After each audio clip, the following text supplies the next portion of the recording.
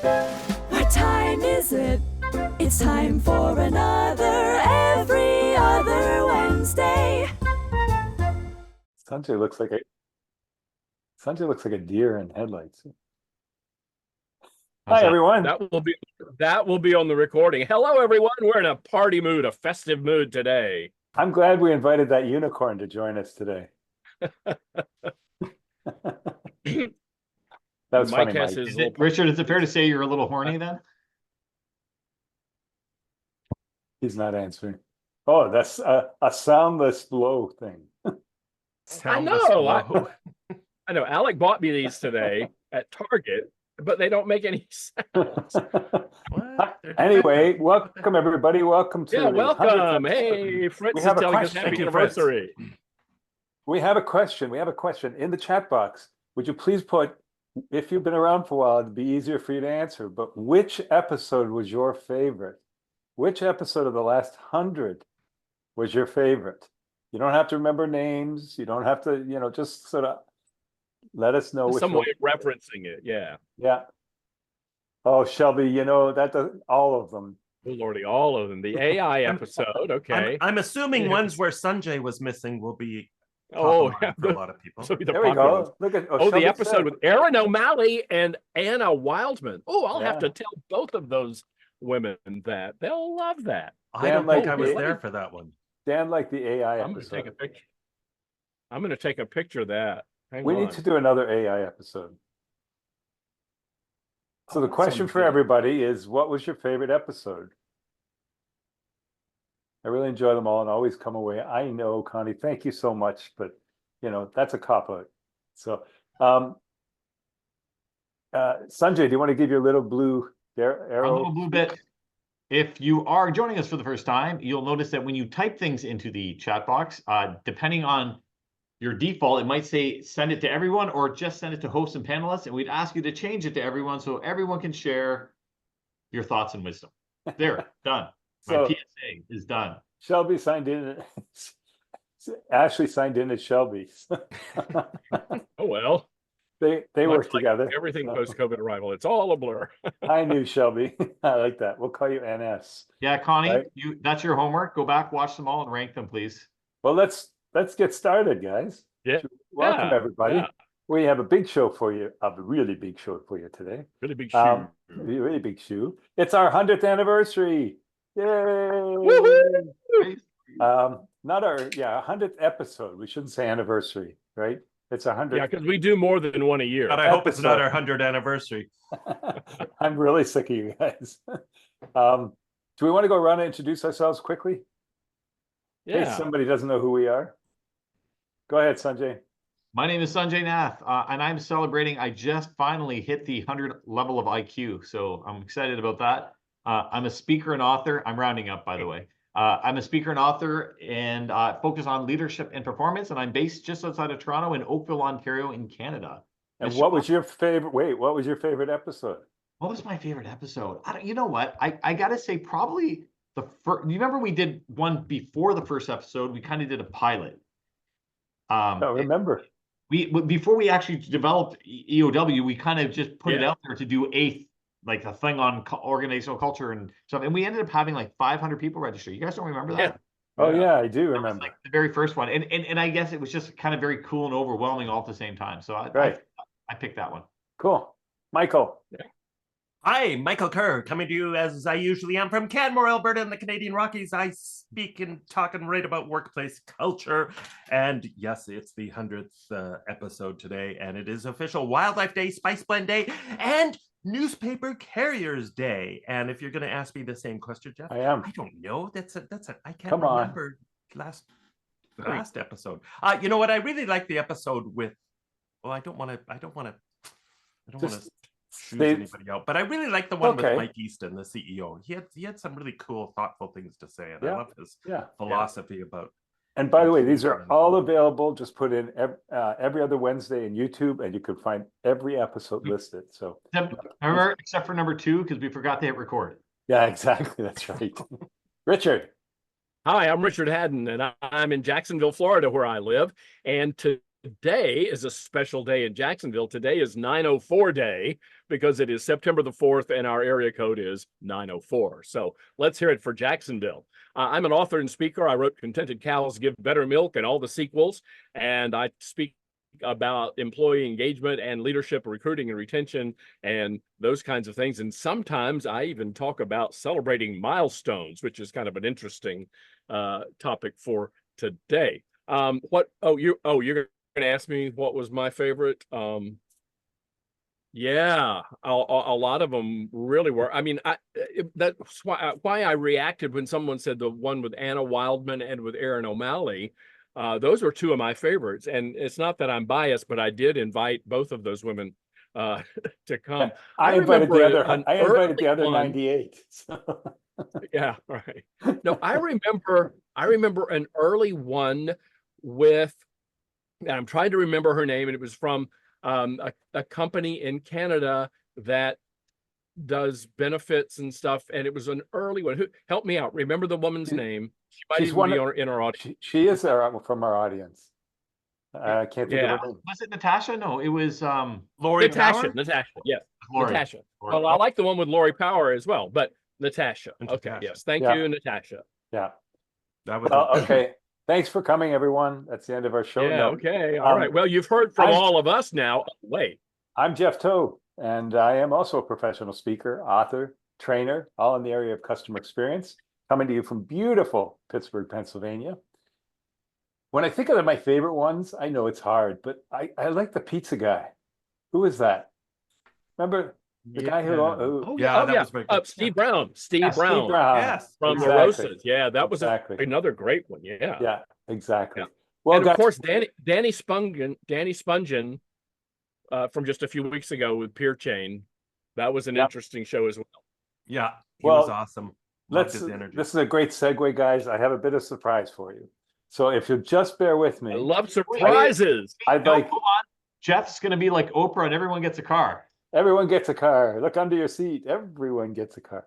I need everybody listening to turn your volume up a little bit as well and just enjoy.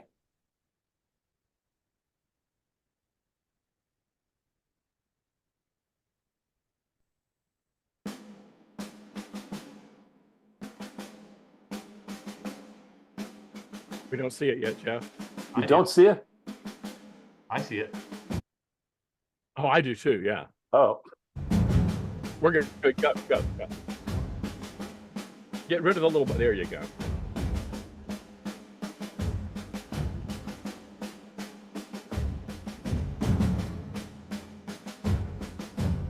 Are you guys ready?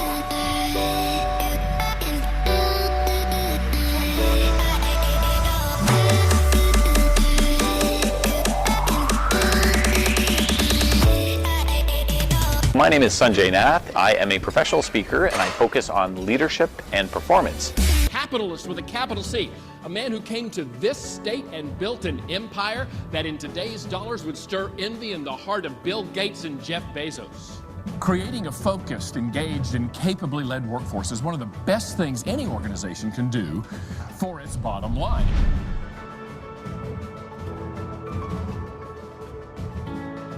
Hi, my name is Michael Kerr. I'm an international business speaker who travels the world researching, writing, and speaking about inspiring leaders, inspiring workplaces, and businesses that leverage their human resources to drive outrageous results. What would you rather have? The same level of success and less fun, or the same level of success and at least a little bit more of this in your workplace?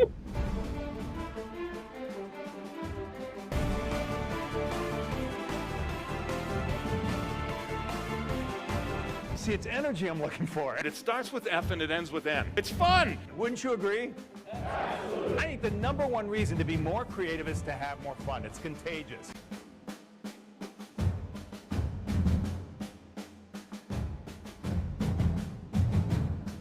I would start off by saying congratulations on your 100th episode to Richard, Mike, Sanjay, and Jeff. In no particular order, you all are the Swiss Army knife of culture without a doubt. You bring so many different aspects to it, though we haven't figured out who the extra corkscrew or two is yet. In terms of who I like best, I've got to say thank you, Richard, for directing me to find this. You know, I appreciate all you've done and connected us with these great folks. And I show up every other Wednesday looking to learn and share. All the best. Hi, I'm Ashley. I'm Shelby. Happy 100th episode. I think my favorite host of Every Other Wednesday is Richard. And I would have to agree. It's definitely Richard. But I think it's actually all of you. Oh, 100%. Everybody. My name's Rob Morris. I have been participating in Every Other Wednesday for many, many months now, and want to congratulate the crew for a 100 episode milestone. Absolutely fantastic work. I gotta say that I'm taking bids on who my favorite presenter is, but I will say that I do have a bias towards Richard Haddon, given that he and I go back a number of years.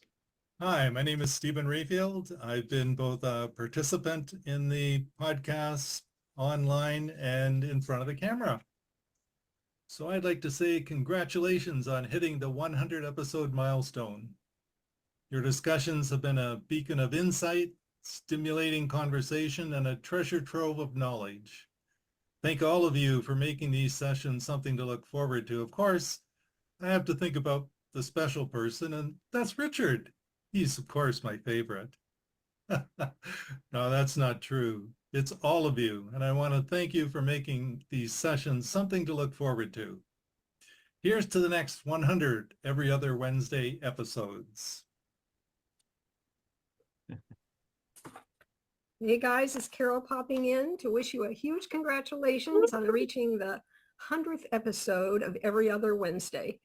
I've been asked to say which one of you is my favorite, and I have the answer.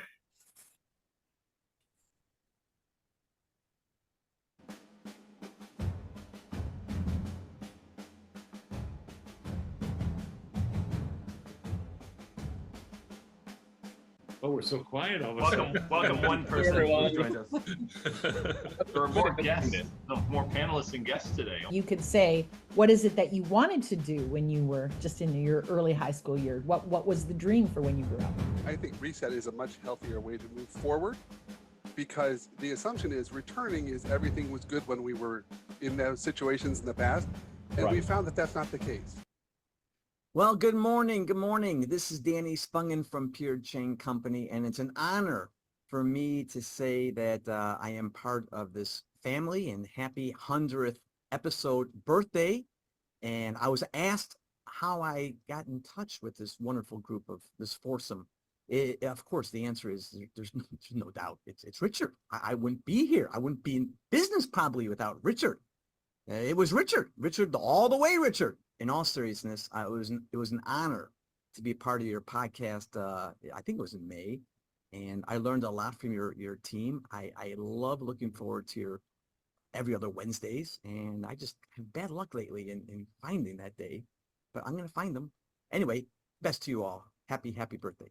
So diversity and inclusion. Diversity, the simple definition, my simple definition is who's on the team.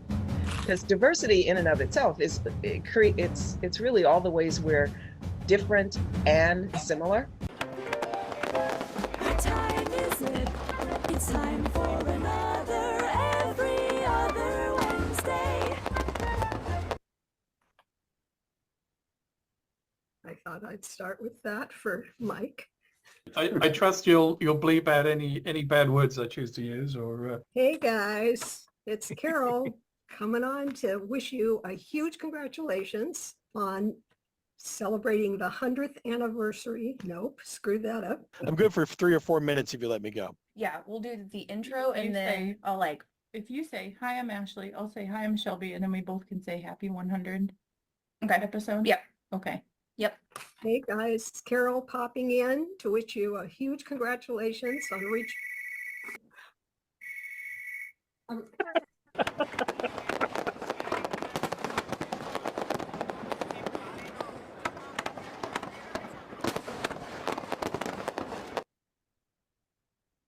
That's awesome. I love the Oh, that That made my day. That was great. But what a feat you have pulled off, Jeff. Thank you. Thank you. But I I like do what- have to ask. I like what Bob said. What Bob says: always stay for the credits. Right? Yeah. The I liked it better outtakes. when you're on mute. Who's on mute? No, I said I liked it better when Mike was on. Oh, yeah, I was I'm on not. mute. What were you on going to mute. say, Richard? How did So I? like is there this thing that I have an inferiority complex or something, and that I need to be the one who's most appreciated? No, Richard, they just appreciate you. That's No, all. the three of us now have an inferiority complex. I changed my name, so we're good. Always. The outtakes There reel. you go. Never heard of them. Anyway, thank you. Thank you to all our audience participants. To Danny, just for stepping up to the plate. As soon as I asked, everyone said, absolutely, I'm in. So that shows Oh, how that's great. loyal an audience we have. All right, guys, that's it for me. That was very touching. I must say, I am very touched. Thank That you, was Jeff. awesome. That Thank you. was That was- awesome. Carol, And thanks for didn't- everybody for doing those videos. That's great. Carol, I didn't know Yeah. we were going to do bloopers. Oh, that's always the best part. That's right. Okay, so What in we're order gonna- to maintain hold my on. title, what? Can you take off that stupid hat? Thank you. Okay, is that Okay, good. better? I thought he was going to leave it on his forehead. That would be a better look. Okay, sorry. I almost went to the grocery store with it on. That would have been fun. What are we doing today? We are talking Well- about celebrating milestones. That's we figured appropriately, Yeah. given that this is the 100th episode. So we're going to talk about ways to do that, how you do it, the benefits of doing it, and that kind of stuff. And the different types of milestones. Like, let's get creative here, because we tend to think of the standard ones, but there's all sorts of different Oh milestones. yeah, that's the ones I want to hear about. Yeah. When I first went to work after college for a large insurance company, they did half years. So at half a year you got recognized. At 4.5 years you got recognized. I don't know if it was just to shake things up, but it was different. So Well, that's in what I 4 think. days, it's my half birthday. Wow, well that's important. I thought maybe because they didn't know if you would make it. Yeah, that's what I was going to say. Did they have high employee turnover rate at this? They were celebrating every 6 months an employee lasted. Did you see what Shelby wrote? I You know, actually I have a love that. certificate for going curse word free for over 100 days. I love it. I don't think any That- workplace could do that. That's something Unrealistic. that Sanjay could only aspire to. That's an aspirational goal for his. And it actually says she got a 3-month token and everything. So.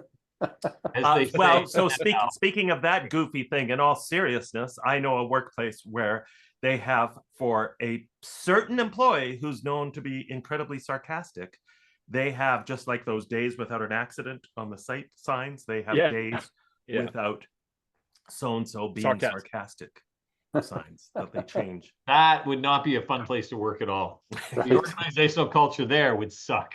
Are you being sarcastic right now, Sanjay? No, he's being Actually, honest. unfortunately, I'm not. Wouldn't be the first time. So, Mike, you start us off because you Yeah. seem to specialize in this stuff. You're the so king give of us the- celebration. In milestones. Give us the best one that you've seen. Oh man, there's so many, right? I think I know. And it's important, I think, if you want to build a culture of recognition and celebration and appreciation, which this all feeds into, and a celebration of progress as well, which we know from so much research is one of the most motivating things there is, to have a sense of progress in your job, in your business, in your workplace culture. In fact, Patrick, what's his name? 3 Signs of a Miserable Job, right?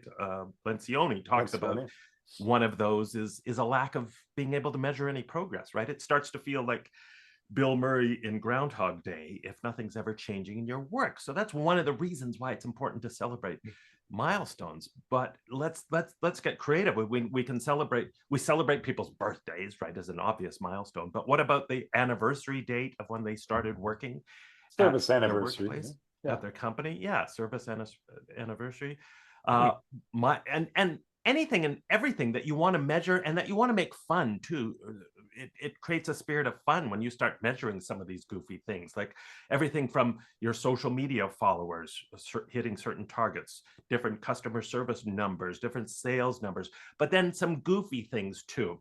I've written about this in a couple of my books about an old friend of mine, Barry, who started this smile transfer protocol program once a week, where they would measure the number of, and this was with cleaners in an airport, and they would measure the number of smiles that these cleaners would generate over the course of a week. So how many smiles could they get from these travelers in the airport? And they had a little prize at the end of the week to reward that. But they kept track of these numbers over the weeks and over the months. So and it can was I kind of jump a fun thing to measure, to encourage people to be more present, to encourage them to create a special customer experience.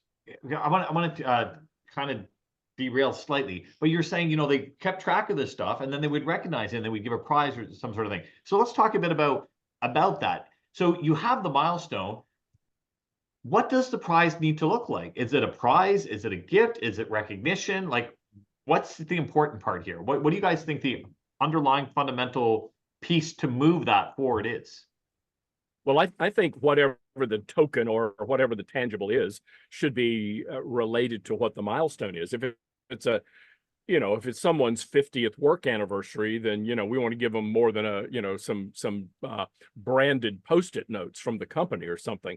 Give them something big, something important. If it's a fun, like Mike was just talking about, if it's kind of a fun milestone, give them something that's kind of fun and frivolous that goes along with it. I also think that you can create the currency of it. So, you know, I have this little keychain, and, you know, whoever has the key, it's not about what it is, but more importantly, what it represents. So sometimes the dollar store trophy has the bragging rights to go with it. It's not necessarily the actual item itself, but it's the story that goes back with it. And that's what I'm a big believer of. Recognition, especially in most cases, is actually more important than the actual prize.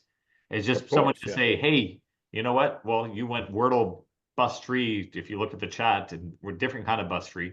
You know, it just having that little badge of honor is often enough for people to kind of go, oh yeah, that's cool, kudos to you, as opposed to, you know, it has to be a check with a bunch of zeros on it. I worked with an insurance company out of Florida. I worked with them, not for them, years ago as a client, and they were focused on employee engagement, Richard, and we're talking about customer experience, internal and external. And so we came up with a few things. It's exactly what you're saying, Sanjay. But what I loved was they customized it for the person to show that they truly cared, even if it was still a joke. It was still something that they liked. So if they like cats, it had to do something with a cat. You know, if they knew that they loved to go to the horse races, it was something to do with horse racing. And it even started on day one. They would onboard. And during onboarding, they would ask what kind of snacks. I think I've shared this before. What kind of snacks that person, you know, what do you like typically? If you're going, it was an onboarding survey, and in it, one of the questions was, if you were going to snack during the day, what would you eat? And when they show up at their desk next day or next week or whatever it was, they were these snacks, right? That were culled specifically for them. So it reminds me of staying in the Ritz-Carlton. And when you first kind of go there, they ask a questionnaire, what's your favorite soft drink, blah, blah, blah, blah. And then every time I went back to this particular hotel, in my room was a can of ginger ale. And, you know, so it's not only getting the information, because information on itself is useless, but it becomes relevant when you actually put it into action. So it's one thing to gather, but now all of a sudden to actually implement it, it makes all the difference in the world. You know, so if we relate this to milestones, which is what we want to go back to, right? Yeah. You're talking about celebrating individuals' milestones with these kinds of things. And I agree, Sanjay, it almost doesn't matter what what it is we celebrate with. It's the fact that we recognize, that we celebrate what's going on. And so I think there are opportunities for organizational milestones, but there are opportunities for group milestones, and there are opportunities for individual milestones, right? I mean, so the company has a big anniversary, and everybody kind of expects to do something with that. And then I think you have to think, all right, so how does that how does that benefit the individual employee? And in some ways it does, to recognize, to celebrate that kind of thing. And I think going for something that is fun is always going to be more memorable than something that's kind of stodgy. Yeah. Well, and Richard, you hit on an interesting aspect there too, when you talk about celebrating a milestone at the organization level, and that is keeping the history of an organization alive. Yes.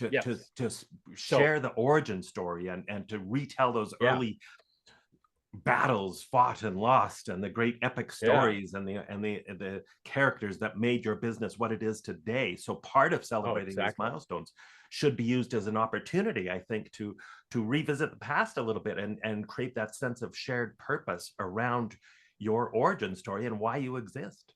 You know, culture-wise. Oh, sorry, Rich, you want to? No, you go ahead, because I have a long something to say. You go ahead. So mine is fairly long too. So, but I'm glad I spoke first. So, but culture-wise, Shelby brings up a great point that they work for the government. It's they don't have money to spend, and I don't know if you guys, I think you knew, but my former career before my speaking career, I was in the promotional products business in the marketing world. And I had a client who was a government client, came to me and said, we can't spend money at Christmas. What can we do? So we had them give all their employees, it was a government contractor, and it was I believe it was their 50th year in business. They wanted to celebrate that and give the clients and give their people something for it. And so we had them give them paint cans with a customized label and a paintbrush inside. And it basically said, how can you use this paintbrush? Don't remember the exact wording. It was much better than this. But basically, I'm sure it was. Yeah, it was an invitation for a Saturday in the spring for all the employees to paint houses in I was living in Dallas at that time, in South Dallas. They had arranged for 4 houses in a side by side to be painted, and that people couldn't afford to paint them themselves. They had over 150 people painting the houses on that Saturday morning, all with the same T-shirts. Every TV station covered it, so that was an added bonus. But the employees said that it was the best gift that they could ever have gotten for the 50th anniversary. Wow, that's very cool. Yeah. Okay, Richard. Yeah, that's cool. Oh, well, so 26 years ago, my phone rang. That was back when work used to come in over the phone rather than through email. And it was a guy from a company called Pioneer College Caterers. And they're headquartered in Nashville, and they do food service in small colleges and universities, small private colleges and universities. That's kind of their niche. And they operate the food service there. Anyway, the guy said, it is going to be our 25th corporate anniversary, and I would like you to come and speak at our 25th anniversary, which I thought was really cool. And he said, and what we want you to do is kind of a retrospective of our 25 years. And so they gave me access to all of these, like you were talking about, Jeff, all of the history and all the archives and the records.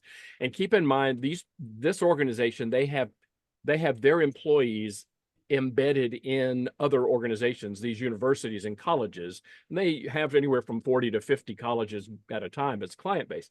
And so I was able to get the yearbooks. They actually shipped the yearbooks to my house from all of these universities. And, there's always a picture of somebody in the cafeteria.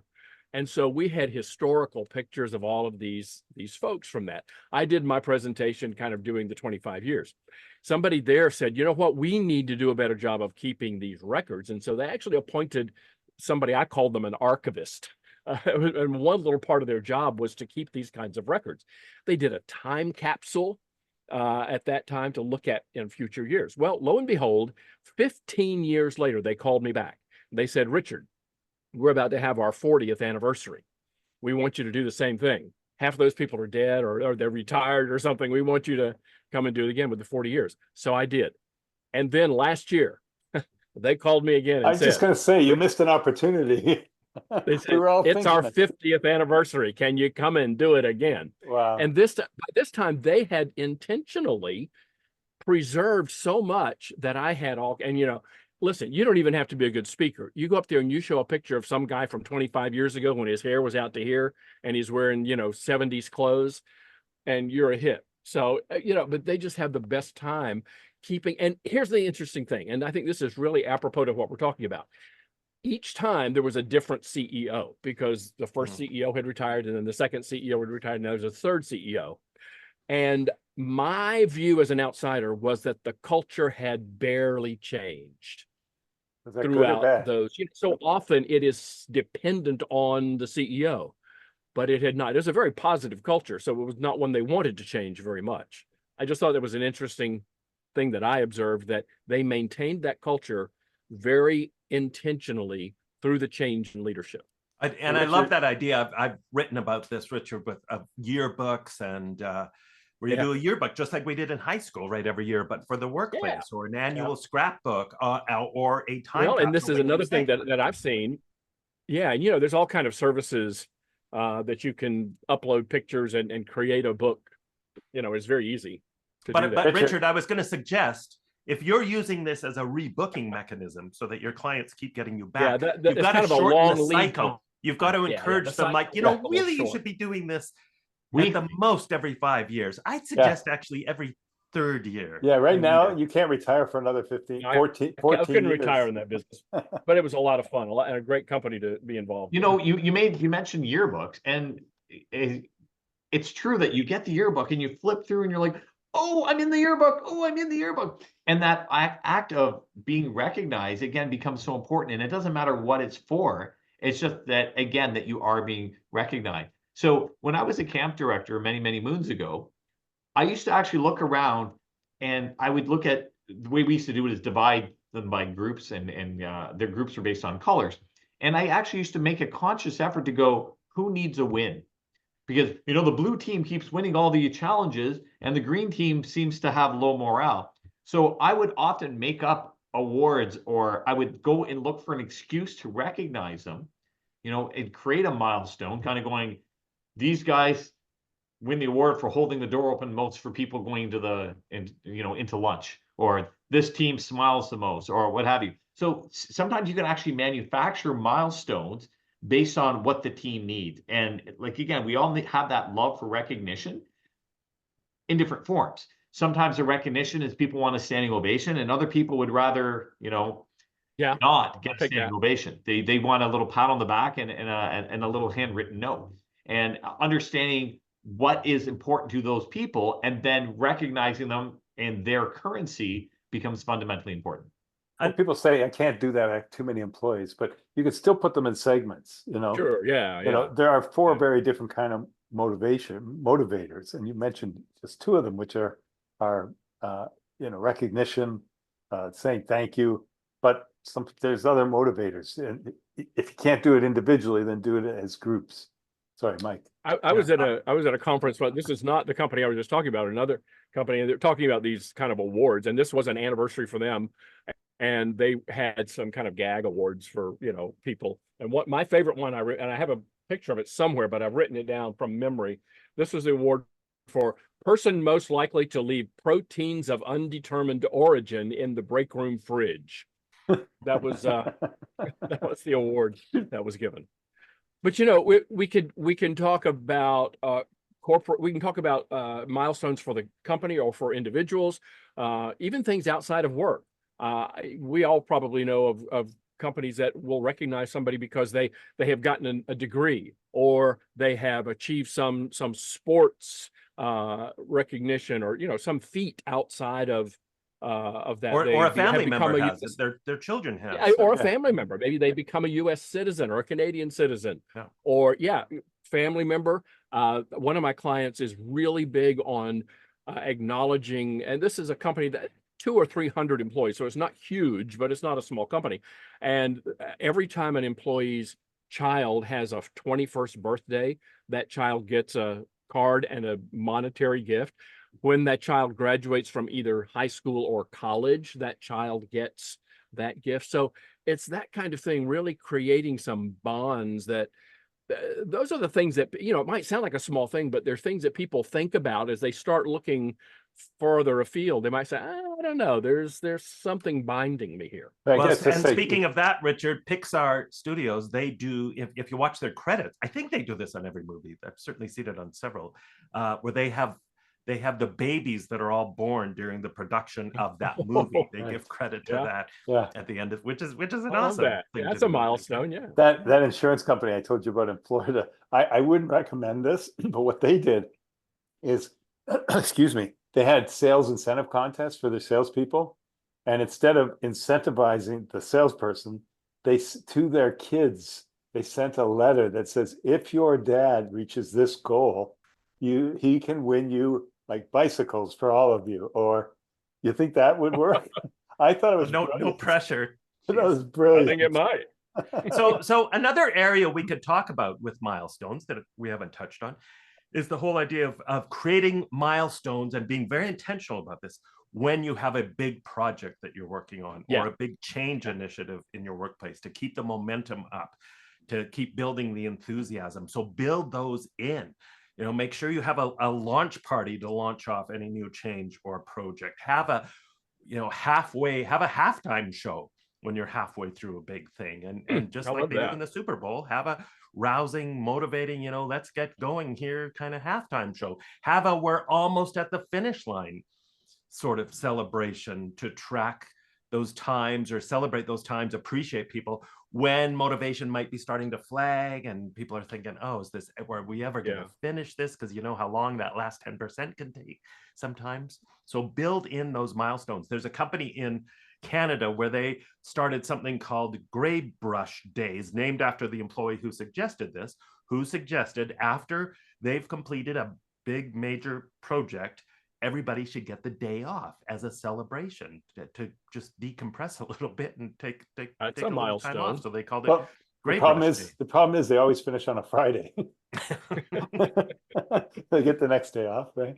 Exactly. That's good. And Mike, I like what you're saying, because we should celebrate the little things, just simple successes. It doesn't even have to be planned. It can be, oh my God, you finished that project. Congratulations. One person, let's go for lunch, or let's bring that person a cupcake. Just be aware of what your people are doing. And for sure. And Jeff, on that note, doing a communal kind of thing, like I've had clients who have, and they break it down even smaller units so that it's more of an ongoing spirit of celebration. So maybe like every 10th sale they make in their open office, somebody rings a bell or honks an air horn or something, right? Just to keep that energy going.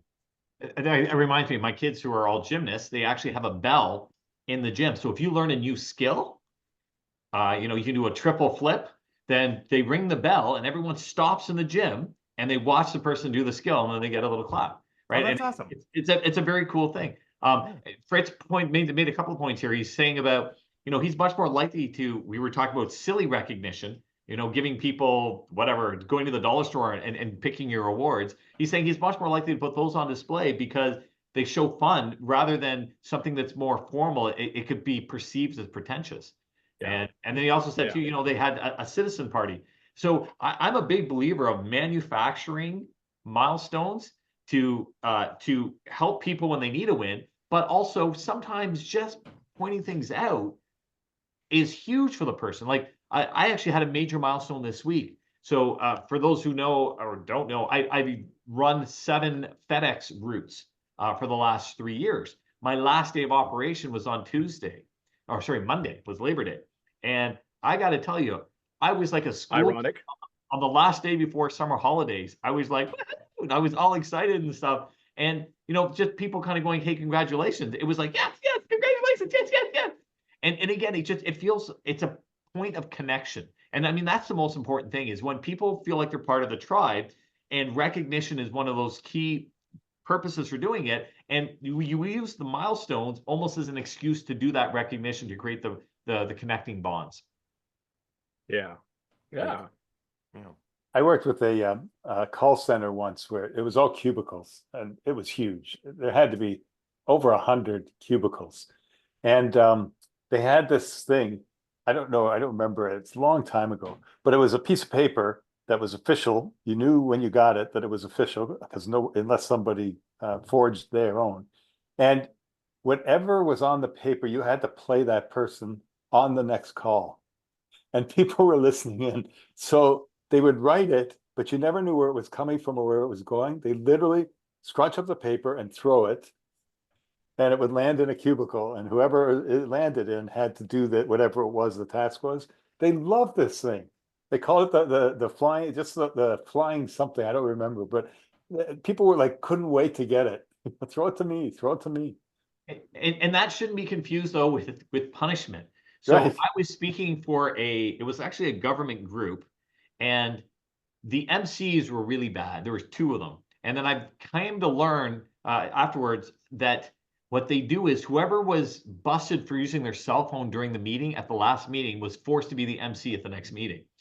And so, you know, there are ways to recognize and punish, and that's not a good thing, because that's the worst thing in the world. It's like, you had to be the MC. So you want to watch where you're going with this. Like, again, people look forward to it. Yeah, that's what you want. But when people are dreading it and they're not making eye contact, it's probably a tradition you want to push to the side. Fritz, we want a picture with your bear slippers on. I can't imagine Absolutely. it. Having Yeah. now gotten to see you a few times, we want to see you with your bear slippers. Yeah. For sure.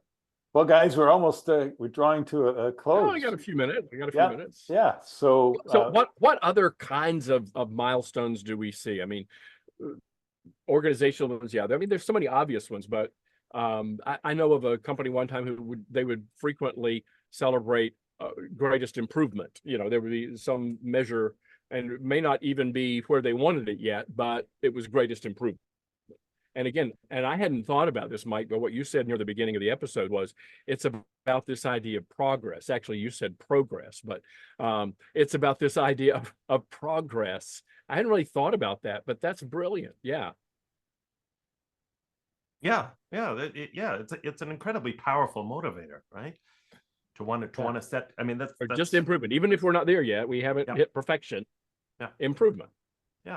Yeah, setting a target and then celebrating your journey towards the target. Right. So it's obvious, it's easy to connect milestones to culture. How do you connect milestones to values? Is there a way? Like, I think, and I'm just, patting myself on the back, but my story I told you about, having employees come out and paint houses. I think that's a lot about the culture, but it really does speak volumes about their values as well. I think we ooze our values in everything we do. In my smart ass way, let's look at Carol's last comment.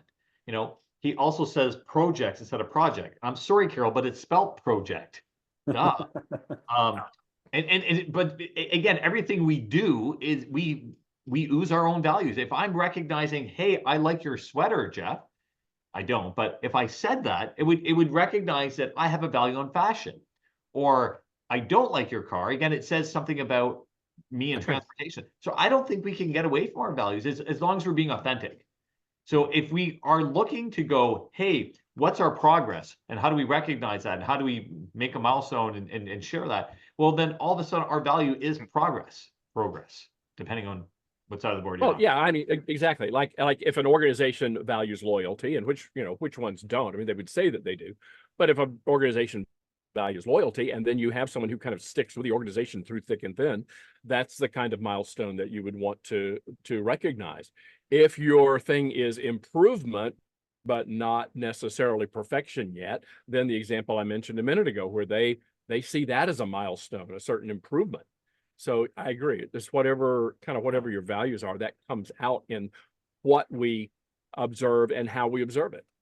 Well, and just the whole notion of treating this as a priority, celebrating and recognizing and appreciating milestones in your workplace and milestones your employees accomplish, that reflects an important value to you. And I think, Sanjay, you talked about being authentic. It's got to be sincere.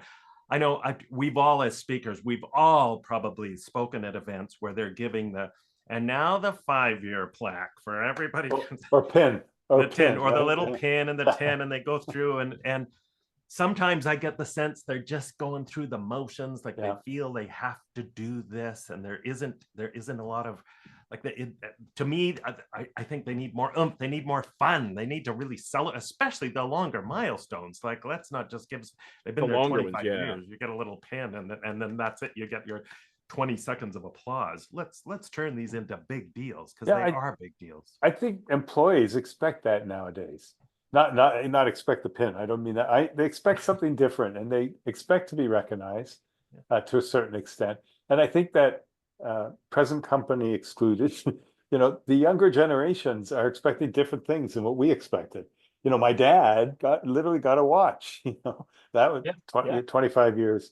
And then I thought that was stupid, and we didn't do that. We had pins and plaques, right? And so they are stuck in a time warp because it's a generational thing too.